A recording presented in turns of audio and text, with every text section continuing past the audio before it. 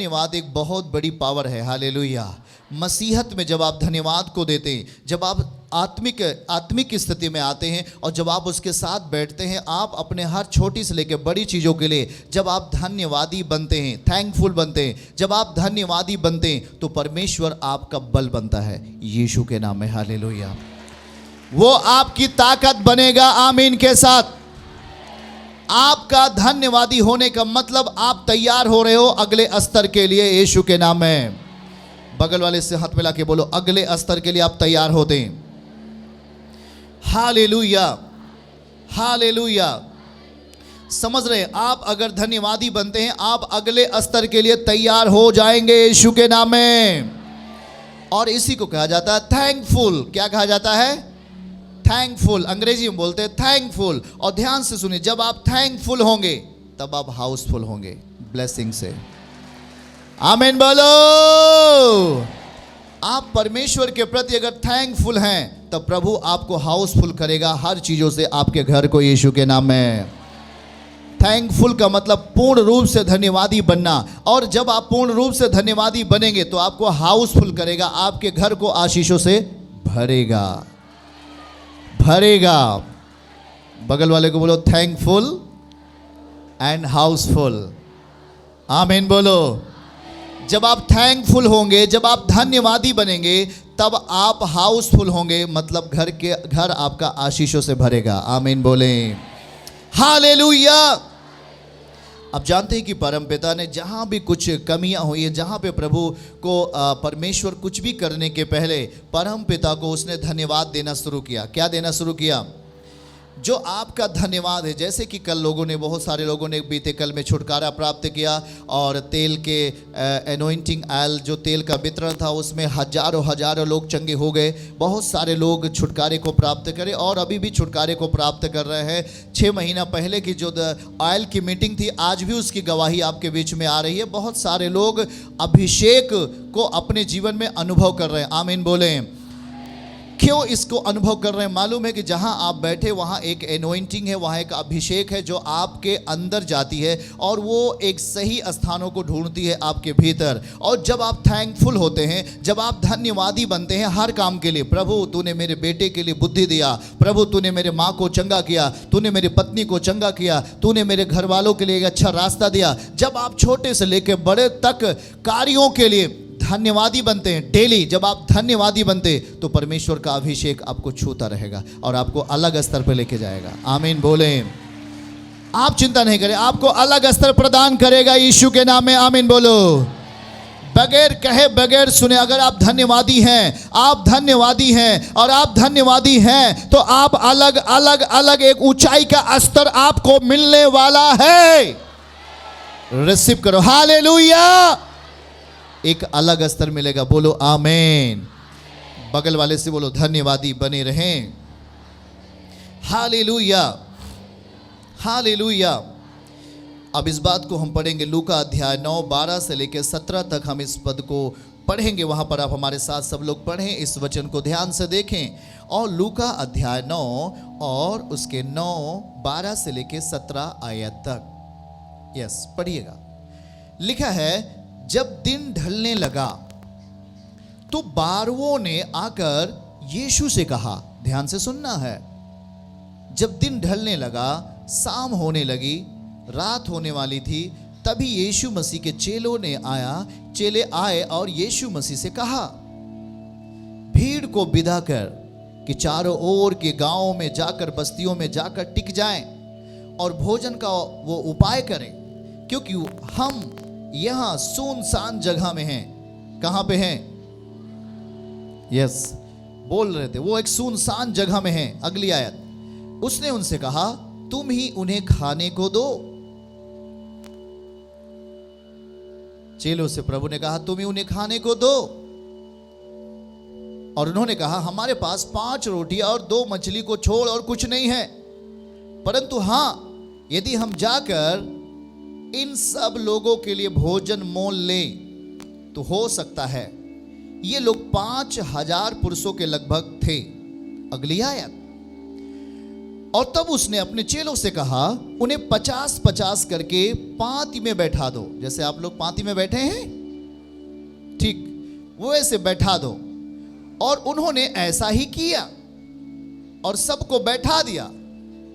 अगली आयत, तब उसने 5 रोटी और 2 मछली को ली, स्वर्ग की ओर देखकर धन्यवाद किया। क्या किया? 5 रोटी और क्या, उसको स्वर्ग की ओर उठाकर क्या किया?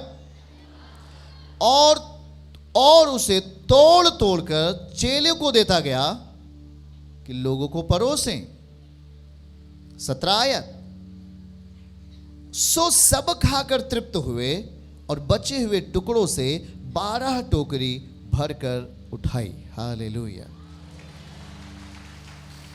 हालेलुया। समझो, बगल वाले से बोलो समझो और आगे बढ़ो। हालेलुया। यहां पे देखो, बाइबल कहती है कि वो एक सुनसान जगह था। कैसी जगह थी? वहां पानी की आशा नहीं थी, वहां भोजन की आशा नहीं थी, वहां केवल यीशु और उसके लोग थे। वो एक जंगल था। पर ध्यान से सुने, खाने वाले 10,000 से लोग अधिक थे। बाइबल कहती कि 10,000 वहां के, 5,000 केवल वहां पुरुष थे, और सब लोगों को, बच्चों को मिलाकर, सारे लोगों को मिलाकर वहां पर 10 से 15,000 लोग थे। वहां भूख लगा, वहां प्यास लगा। चेलों ने कहा, प्रभु इन्हें भेज दें, इस भीड़ को भेज दीजिए, क्योंकि एक सुनसान जगह है, सुनसान जगह जहां पे ना तो पानी मिल सकता है, ना ही तो भोजन मिल सकता है। सुनसान जगह है। प्रभु यहां से इनको जाने दीजिए कि अपने अपने गांव में जाएं या बगल के नगरों में जाएं और वहां पर अपने भोजन को मोल लें। प्रभु ने कहा, तुम दोगे। प्रभु ने कहा, तुम ही दोगे इन्हें खाने को। उसने कहा, प्रभु मेरे पास पैसे, अगर मैं इतना अगर पैसे को खरीद कर भी लाऊंगा तब भी नहीं हो सकता। Hallelujah, hallelujah. उसने कहा, तुम्हारे पास है क्या? उसने कहा, मेरे पास केवल 5 रोटी और 2। खाने वाले कितने? खाने वाले कितने? 10 से 15,000। 10 से पुरुष वहां पर 5,000 थे, और सब मिलाकर के 10 से 15,000 के बीच में लगभग लोग थे। और वहां पर केवल 5 रोटी और 2 मछली है। एक चिंता का विषय है। खाने वाले इतने लोग और रोटी केवल 5। एक चिंता का विषय है। चेलों के लिए चिंता का विषय है। चेले सोच रहे कि अब कैसे होगा, कैसे लोग खा पाएंगे, कैसे लोग अपने आप को तृप्त कर पाएंगे, क्योंकि केवल 5 रोटियां हैं और केवल 2 मछली है। ये एक चिंता का विषय था। बगल वाले से कहिए, एक चिंता का विषय था। हालेलुया। पर प्रभु ने क्या कहा? सभी को पांति में बैठा दो, सभी को एक लाइन से 50-50 करके क्या करो? बैठा दो। और फिर उसने 5 रोटी ली और 2 मछलियों को लिया और स्वर्ग की ओर उठाकर उसने परमेश्वर पिता का धन्यवाद किया। क्या किया? उस मछली को लेकर, या हम कहें उस जो वहां पे घटी था, एक तरीके से देखें वहां पर उन सारे लोगों के लिए नहीं हो पा रहा है। वो 5 रोटी सभी लोगों के लिए नहीं था। वो एक वहां पर उन लोगों के लिए खाने के लिए किसी एक को हो सकता था या 2 को हो सकता था, पर उन 5 से 10,000 लोगों को कैसे खिलाएं, ये एक समस्या था वहां पे। पर देखो, उसने कहा कि 5 रोटियों को मेरे पास लाओ, और वो रोटी को लेके आए, और वो रोटी किसके हाथ में रख दी गई? यीशु के हाथ में। उस रोटी को, अर्थात उस कमी को, उस चिंता को उसने यीशु के हाथ में रख दिया और कहा, प्रभु यही है और मेरे पास कुछ भी नहीं है। उसने कहा, ठीक है, सबको बैठाओ। हालेलुया। उसने कहा, सबको बैठाओ, और वो सबको बैठाना शुरू किए। और उस 5 रोटी को लेकर स्वर्गीय पिता की ओर करके उस रोटी को क्या किया उसने? तेजी में बोलो, क्या किया उसने? उस 5 रोटी और 2 मछली को लेकर स्वर्ग की ओर उठाकर उसको क्या करने लगा? पिता को धन्यवाद। क्या करने लगा?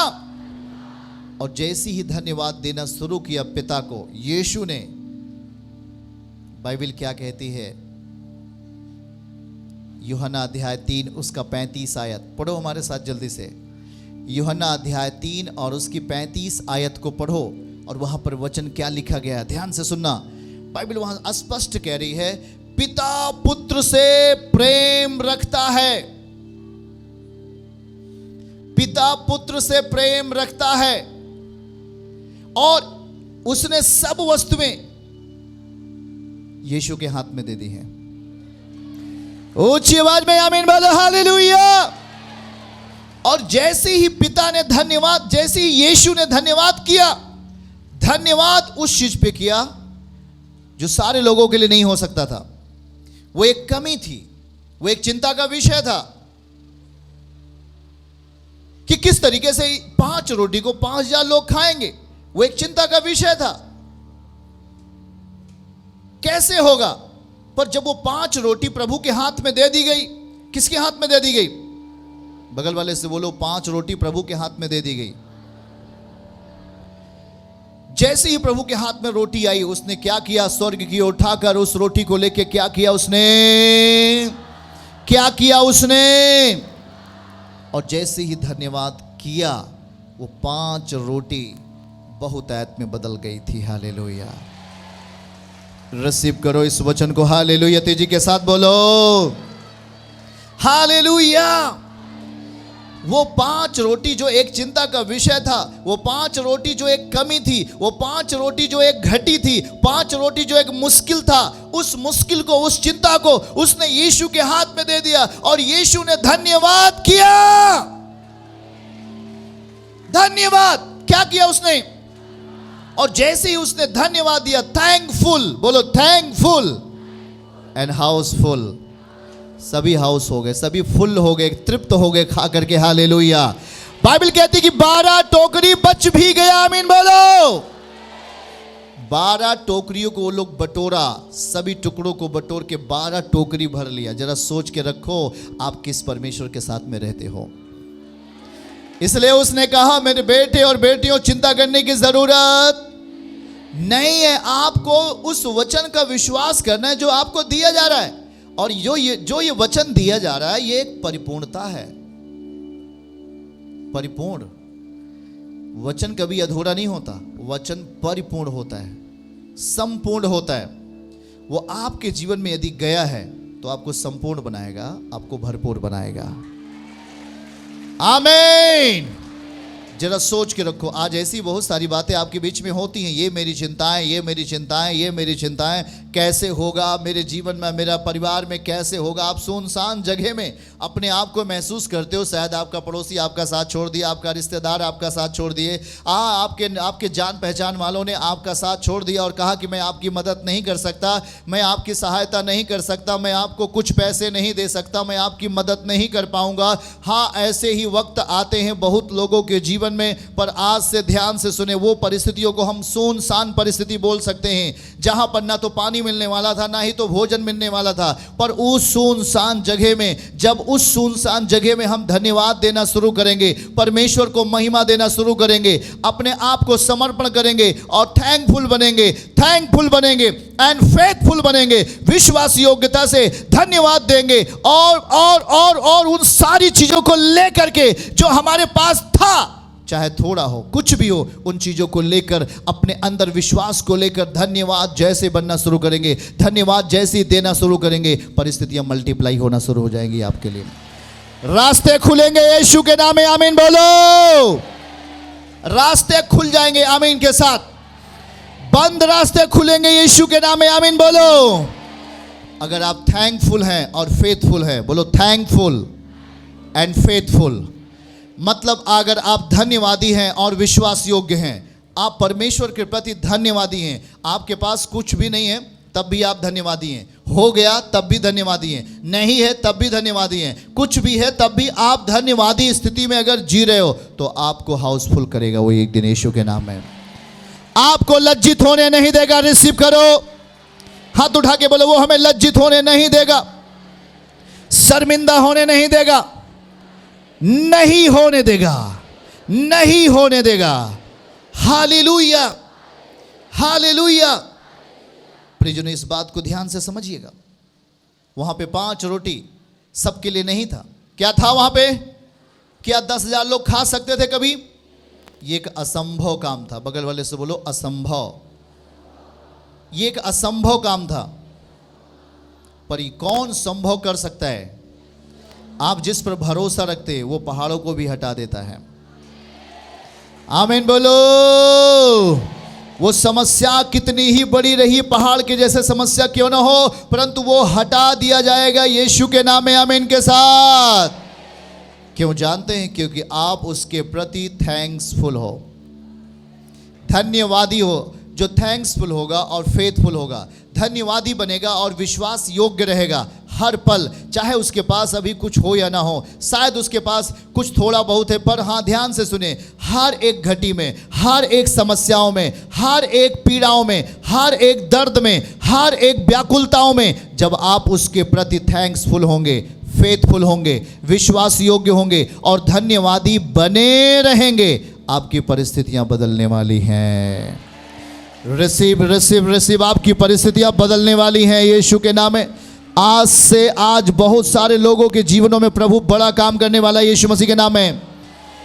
ध्यान से सुनिए, आज से आप हर खोई हुई स्थितियों को, हर खोए हुए स्वास्थ्य को, हर खोए हुए धन को प्राप्त करने वाले हैं। आमीन के साथ हालेलुया। इस बात को ध्यान से सुनिए। वहाँ पर एक बहुत सुनसान जगह थी। हाँ, सुनसान भी आपके जीवन में वो स्थान आ सकता है कि जब सारे लोग बीमारियों में रहें, समस्याओं में रहे, कुछ भी अच्छा ना होता रहे, शायद आपके इच्छाओं के अनुसार कुछ भी अच्छा नहीं हो रहा है, सब कुछ रॉन्ग हो रहा है, सब कुछ गलत हो रहा है, और आप कभी कभी उस पर प्रश्न करने का आपके अंदर विचार आए तो नहीं, रोको उसे। पर ध्यान से सुनो, परमेश्वर आपका उद्धार कर सकते हैं। यीशु आपको उस हर समस्या से बाहर कर सकते हैं, आपको हर बेचैनी से बाहर कर सकते हैं। उसमें शक्ति है, उसमें बल है। आमीन के साथ। ध्यान से सुनिए, आपको हर परिस्थितियों में धन्यवाद बने रहने की जरूरत है। आप जब थैंक्सफुल होंगे, फेथफुल होंगे, जब आप विश्वास योग्य बच्चे के समान उसके संग संग चलने वाले संतान बन जाओगे। हाँ, ठोकरें आती हैं, हाँ, मुश्किलात आते हैं, हाँ, बीमारियां आते हैं, पर आप ध्यान से सुनो, वो आपके सर को झुकने नहीं देगा। हालेलुया। ऊंची आवाज में तेजी से आमीन कहें। हालेलुया। वो आपको झुकने नहीं देगा। हालेलुया। तेजी के साथ। क्या आप थैंकफुल रहेंगे, फेथफुल रहेंगे? वो आपके लिए, जब आप उसके प्रति धन्यवादी बने रहोगे, यीशु के प्रति विश्वास योग्य बने रहोगे, मतलब फेथफुल अगर रहोगे, तो आपको हाउसफुल करेगा वो यीशु के नाम है। हालेलुया। हालेलुया।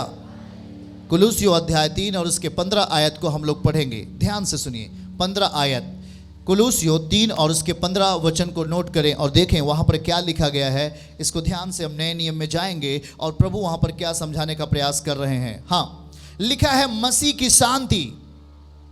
मसीह की शांति, हमारे साथ कहें सब लोग, मसीह की शांति, जिसके लिए हम एक देह होकर बुलाए भी गए हो, बुलाए भी गए हैं, तुम्हारे राज्य में, तुम्हारे हृदय में राज्य करे, और तुम और हम धन्यवादी बने रहो। हालेलुया। ध्यान से इसको, पहले वर्ड को देखो, मसीह की शांति। वचन को समझो, लिखा है मसीह की शांति। मसीह की शांति, जिसके लिए तुम एक देह होकर बुलाए भी गए हो। हम मसीह के साथ एक देह होने के लिए बुलाए गए हैं। आमीन बोलो। हम मसीह के साथ अलग होने के लिए नहीं बुलाए गए, हम मसीह के साथ एक शरीर होने के लिए बुलाए गए हैं। एक शरीर, एक आत्मा, पिता, पुत्र और पवित्र आत्मा। ध्यान से सुनिए, उस त्रिएक परमेश्वर में एक रूप हमारी आपकी समानता में था। आमीन बोलो। बोलो, पिता, पुत्र, पवित्र आत्मा। उस त्रिएक परमेश्वर में एक रूप हमारी आपकी समानता में था, और उसका नाम क्या है? तेजी में बोलो। एक रूप हमारी आपकी समानता में आया, उसका नाम है यीशु। आमीन बोलो। वो शरीर में आया, शांति के शांति बनकर आया। आमीन बोलो। और वो कह रहा है यहां पर, देखो, मसीह की शांति फिर से लाइए, वहां पर लिखा है मसीह की शांति जिसके लिए तुम एक देह होकर बुलाए गए हो। हमारे हृदय में परमेश्वर का राज्य रहे, हमारे हृदय में राज्य करे, खुदावन की शांति राज्य करे, यीशु राज्य करे, इसलिए हमें बने रहना होगा। तुम धन्यवादी बने रहो, बने रहो। बगल वाले से बोलो बने रहो, धन्यवादी बने रहो।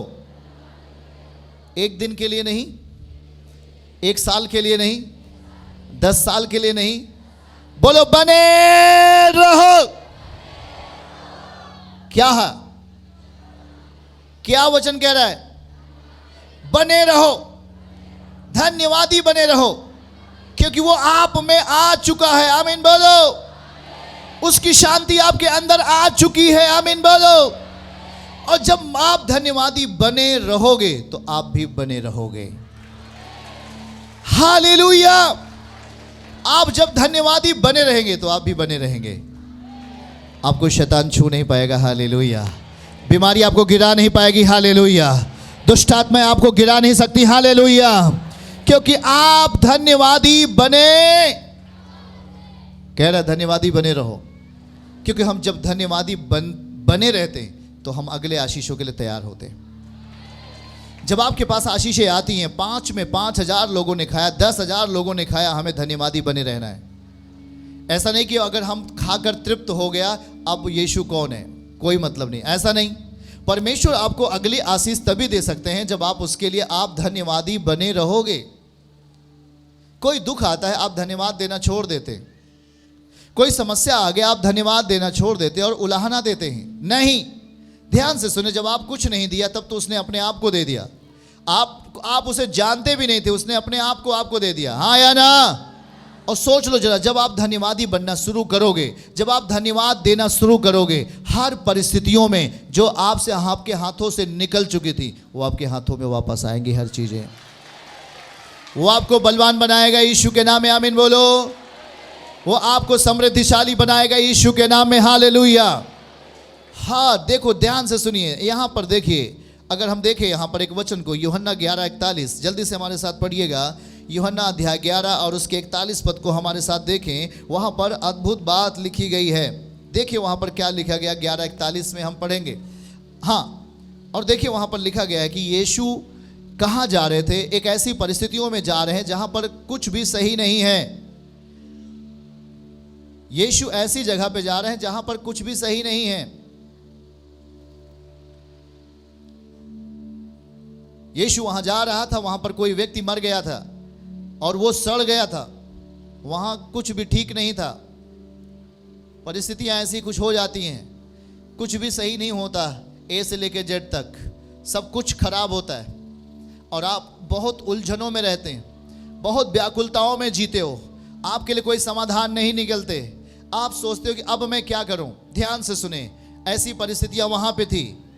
एक जवान व्यक्ति था जो मर गया था, उसकी बहुत कम उम्र थी और वो कब्र में रख दिया गया था और वो उसमें से बदबू आ रही थी। यीशु वहां पे जा रहे हैं और बाइबल क्या कहती है वहां पे, जरा जल्दी से पढ़िएगा हमारे साथ। लिखा है, तब उन्होंने उस पत्थर को हटाया, जिस पत्थर कब्र के ऊपर पत्थर लगा दिया गया था। ध्यान से सुने, और उस पत्थर के अंदर जो गुफा थी उनमें एक जवान आदमी जो मर गया था वो रख दिया गया था। और लिखा है, फिर यीशु ने, उसका नाम था लाजर। क्या नाम था उसका? ध्यान से सुनिए, उसका नाम लाजर था। और यीशु जब वहां जाते हैं तो वहां पर क्या लिखा, उसने कहा कि पहले आप इस पत्थर को हटाइए। और उन लोगों ने पत्थर को हटाया और फिर यीशु ने आंखें उठाकर कहा, हे पिता, मैं तेरा धन्यवाद करता हूं कि तूने मेरी सुन ली है। जरा ध्यान से समझिए, यीशु ने पहुंचते ही ये नहीं कहा, हे लाजर तू बाहर आ जा। वहां पर परिस्थिति बुरी है, वहां पर एक आदमी मर चुका है, वो सड़ गया है। पर जब यीशु वहां पहुंचा तो उसने तुरंत ही उसे कुछ नहीं किया। उसने पहले कहा, पत्थर को हटाओ। क्या किया उसने? ध्यान से सुनना है। और फिर वो धन्यवाद देना शुरू किया। क्या किया वो धन्यवाद दिया। किसको धन्यवाद दिया? परमेश्वर को। और क्या धन्यवाद में कहा? जानते हैं, जो चीजें आपके पास नहीं होती हैं, जो चीज़ें आपके पास नहीं हैं, अभी वर्तमान समय में आपके पास ऐसी कुछ भी चीज़ें हो सकती जो आपके पास नहीं है, पर आप उसकी इच्छाएं अपने जीवन में करते हैं, उसके वचन के अनुसार आप जब उसकी इच्छाएं करते हैं तो आप धन्यवादी बने रहो। क्या बने रहो? जरा ध्यान से सुनो। अभी मुर्दा जिंदा नहीं हुआ है, पर यीशु कह रहा है तूने मेरी सुन ली।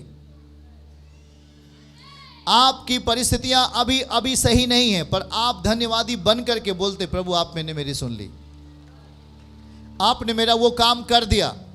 और जब आप कहते हैं हाँ प्रभु आपने मेरा वो काम कर दिया, यही तो वो शब्द है जो विश्वास को दर्शाता है।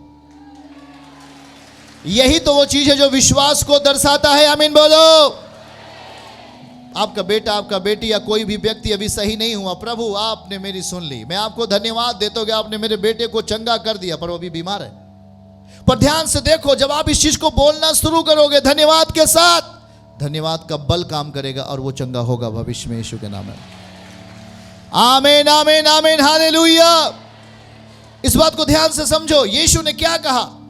यीशु ने उस मुर्दे को पहले तुरंत पहुंचते ही उसे नहीं उठाया, पर उसने क्या कहा? इसको ध्यान से पढ़ो। उसने आंखें उठाकर कहा, यीशु ने स्वर्ग की ओर आंखें उठाकर कहा, हे पिता मैं तेरा क्या करता हूं। इसका मतलब क्या कि हर मरी हुई परिस्थितियां कैसे बदल रही हैं, हर एक मरी हुई स्थितियां कैसे बदल रही हैं। वहां देखो 5 रोटी था, वहां पर कुछ भी पूर्ण नहीं था, वहां कुछ भी आशीषों में नहीं था। वो एक सुनसान जगह थी, वहां एक आंसू था, वहां एक दर्द था, वहां एक बेचैनी थी, वहां एक कमी थी, वहां एक चिंता थी। ओ 5 रोटी खाने वाले 5000। ओ चिंताएं चिंताएं चिंताएं, कैसे होगा ये काम, कैसे होगा ये काम, कैसे होगा, पैसा बहुत कम है, घर कैसे बनेगा, पैसा बहुत कम है, बेटी का रिश्ता कैसे होगा, कैसे क्या होगा, ये चिंताएं। हम अपने जीवन में बहुत सारे कामों को करना चाहते हैं, पर चिंताएं। आप जानते हैं कि आप विश्वास के ऊपर चिंताओं को लाद देते हैं, आप अपने विश्वास के ऊपर चिंताओं का बोझ रख देते हैं। आप विश्वास के ऊपर थैंक्स नहीं रखते, आप विश्वास के ऊपर धन्यवादी नहीं रखते, धन्यवाद नहीं बनते, थैंक्सफुल को नहीं रखते, आप चिंताओं को रखते हैं।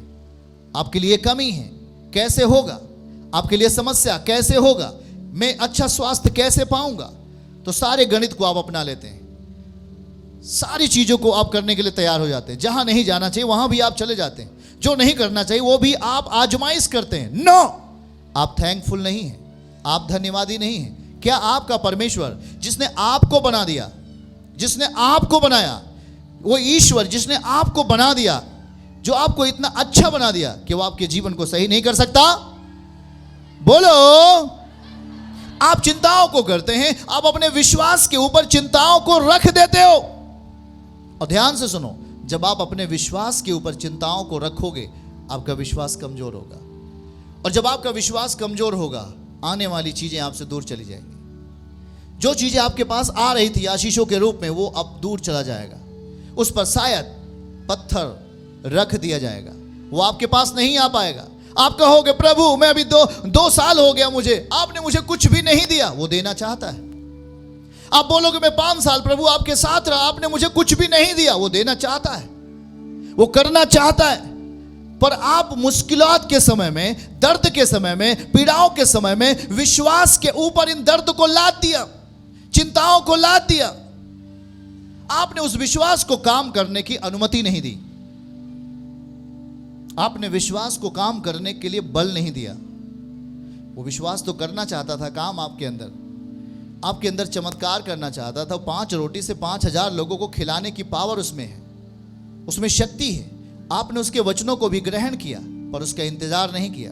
आपने उसके वचनों को सुना था, यीशु चमत्कार करते हैं, मेरे बेटे के लिए चमत्कार करके हमें प्रसन्न करेंगे, हमें खुशहाली देंगे, हमें अच्छा करेंगे। आपने इंतजार नहीं किया, और जब आप इंतजार नहीं करते हो, आप विश्वास के भाग को खो देते हैं। बगल वाले से बोलो, जब आप इंतजार नहीं करते हो, आप अपने विश्वास के भाग को खो देते हो। हेलो, समझ में आ रहा है आपको?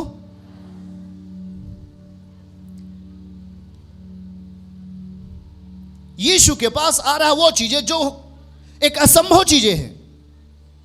एक सुनसान जगह में वहां पेट नहीं भर सकता, 5 रोटी से एक सुनसान जगह है, परिस्थितियां ठीक नहीं है, शादी के लिए लाखों रुपए चाहिए, शायद आपके पास पैसे नहीं है, आपके बेटों के लिए एक नौकरी चाहिए, उसके पास अभी कुछ भी है नहीं,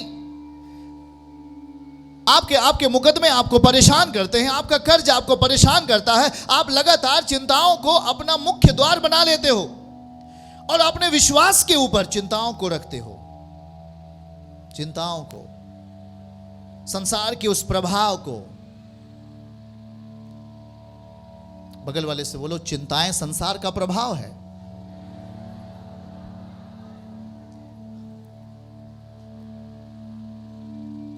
पांच रोटी किसके हाथ में रख दी गई? और उस मरे हुआ वो जो लाजर मर गया था, वहां पर किसको मरियम लिवा के गई? और ध्यान से सुनिए, यीशु ने दोनों जगहों पर क्या किया? क्या किया? उसके सामने मौत है पर वो क्या कर रहा है? उसके सामने कमी है पर वो क्या कर रहा है? उसने अपने माथा पीटा क्या? उसने अपने आप को घायल किया क्या? उसने किया क्या? और फिर क्या हुआ? जैसे ही धन्यवाद किया, मरा हुआ व्यक्ति बाहर आ गया। हर परिस्थितियों के लिए उसकी महिमा में तैयार रहो। कोई भी परिस्थिति है, कोई भी परिस्थितियां, आप संसार में रह रहे हो, आंधियां आएंगी, तूफान आएगा, पर आपके पास एक सबसे बड़ी आशा है और वो आशा का नाम है जीवित आशा। क्या नाम है उसका? आपके पास एक जीवित आशा है और वो जीवित आशा आप में बल तब पाएगी जब विश्वास के ऊपर चिंताओं को नहीं, विश्वास के ऊपर धन्यवाद को लेके आओगे। आमीन, आमीन, आमीन, आमीन। चर्च की सभी प्रार्थनाओं को और परमेश्वर के दास के द्वारा टीचिंग सुनने के लिए और अपडेट्स को जानने के लिए हमारे इस चैनल को सब्सक्राइब करें और साथ में बेल आइकन को दबाएं, ताकि जब भी लाइव प्रार्थना हो तो सबसे पहले आप देख सकें।